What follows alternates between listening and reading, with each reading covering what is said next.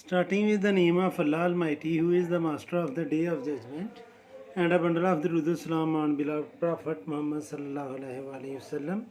Dear students, question number 3 है exercise 3 federal board mathematics class 9. ये एक डायग्राम हमें गिवन है और क्वेश्चन की स्टेटमेंट है कि shade A union B intersection C, A intersection B union C, A minus B intersection C and B minus A union C in the following Venn diagram. ये एक Venn diagram बनी हुई है. इसमें student सामने ये चारों ऑपरेशन को शेड करना है. तो ये स्टूडेंट सेट ए है, ये सेट बी है, ये सेट सी है. ए और बी डिसजॉइंट सेट हैं, वेयर सेट सी जो है वो ओवरलैप कर रहा है ए को भी और बी को भी. तो इसका जो फर्स्ट पार्ट मैं करूँगा वो मैं आपके सामने पहले वेन डायग्राम ड्रा करता हूँ. इसमें उन्होंने यूनिवर्सल सेट ड्रा नहीं किया तो हम भी नहीं करेंगे. ये सेट ए है, मैं सेट ए बाहर लिख रहा हूँ, वेयर एज बुक में सेट ए उन्होंने सर्कल के अंदर लिखा हुआ है. ये सेट बी है, ए और बी डिसजॉइंट सेट हैं, और ये सेट सी है जो ओवरलैप कर रहा है ए को भी और बी को भी. स्टूडेंट्स, इसमें हमें नंबर लिखने की ज़रूरत नहीं है, लेकिन चूँकि उन्होंने नंबर लिखे हुए हैं तो मैं लिख लेता हूँ. ए और सी जो है वो ओवरलैप है ए और सी का, और बाकी इधर है बी और डी. और स्टूडेंट्स बी और सी में ओवरलैप कर रहा है सिर्फ ई, और बाकी बी सेट की एंट्रीज़ हैं एफ और एच, और सेट सी की बाकी जो एंट्रीज़ हैं वो हैं आई और जे. तो स्टूडेंट्स अगर आप देखें तो सेट सी की 1 2 3 4 5 एंट्रीज़ हैं, सेट बी की 3 हैं, और सेट ए की 4 एंट्रीज़ हैं. इसमें जो फर्स्ट ऑपरेशन हमने जिसको शेड करना है वो है student C union B intersection C, यानी कि हमने A union B intersection C ये हमने फाइंड करना है या शेड करना है. अब स्टूडेंट सबसे पहले हम बी इंटरसेक्शन सी फाइंड करेंगे.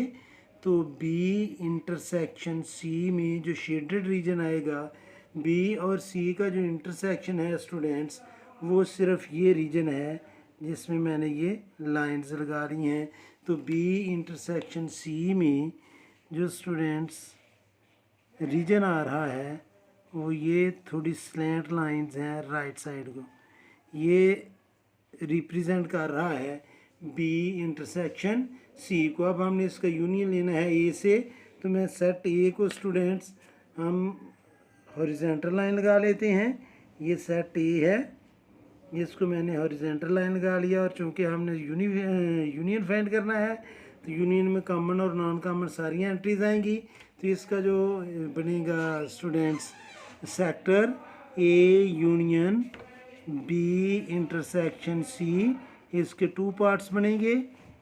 एक पार्ट में तो हॉरिजॉन्टल लाइंस आएंगी, यानी कि ये बड़ा पार्ट है, इसमें ये हॉरिजॉन्टल लाइंस आ रही हैं, और जो छोटा पार्ट है उसमें ये स्लैंट लाइंस आ रही हैं.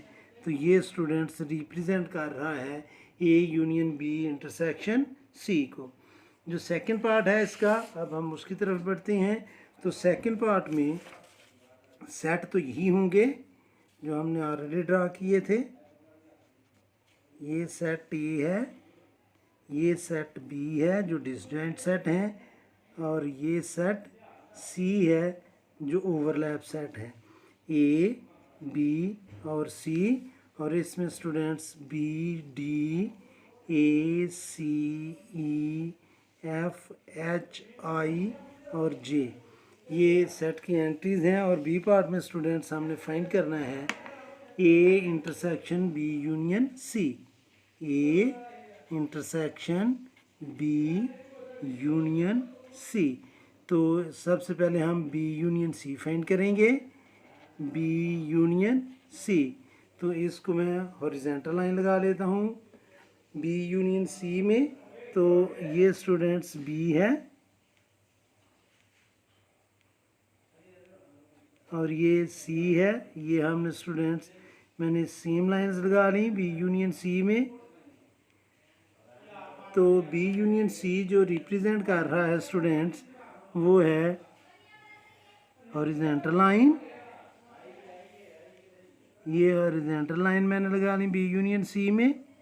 अब हमने इसका इंटरसेक्शन लेना है ए से, तो जब मैं लिखूँगा A intersection B union C, तो स्टूडेंट्स ए के साथ बी यूनियन सी का जो कॉमन रीजन आ रहा है वो A intersection B union C होगा। तो इसको ए को मैं यानी कि सिर्फ इस रीजन को हम लिख लेते हैं, ये नेट बना लेते हैं।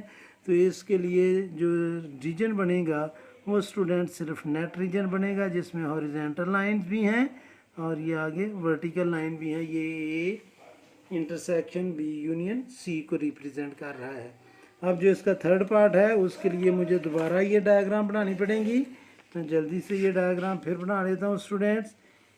ये सेट ए है, ये सेट बी है जो डिस्टेंट सेट हैं, और ये सेट सी है।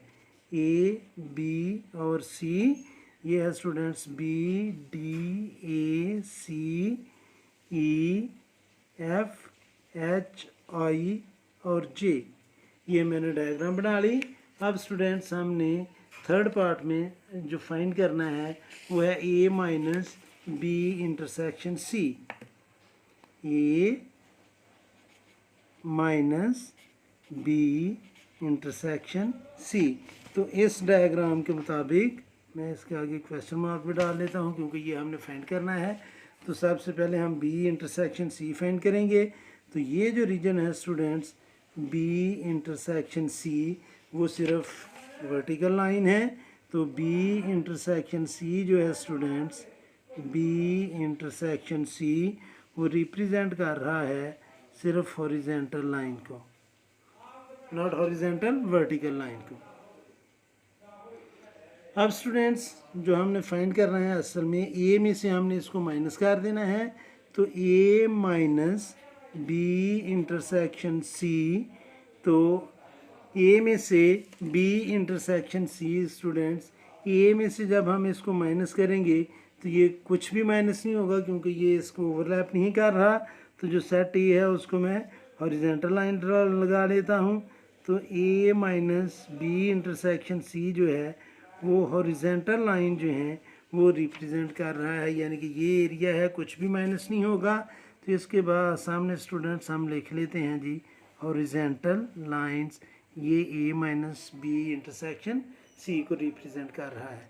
और जो फोर्थ पार्ट है स्टूडेंट्स अब उसके लिए भी मैं डायग्राम बनाऊंगा इधर। तो नंबर 4 जो है डायग्राम तो यही होगी, ये सेट ए है, ये सेट बी है और ये सेट सी है जो ओवरलैप कर रहा है। ये सेट ए, ये सेट बी, ये सेट सी, ये B D A C E F H और यहाँ पर है आई और जे। और इसमें हमने फाइंड करना है B minus A union C, B minus A union C. तो सबसे पहले हम ए यूनियन सी फाइंड करेंगे। तो ए यूनियन सी जो है स्टूडेंट्स उसमें हम ये हॉरिजेंटल लाइंस लगा लेते हैं। ये हॉरिजेंटल लाइन मैंने लगा ली बी यूनियन सी में।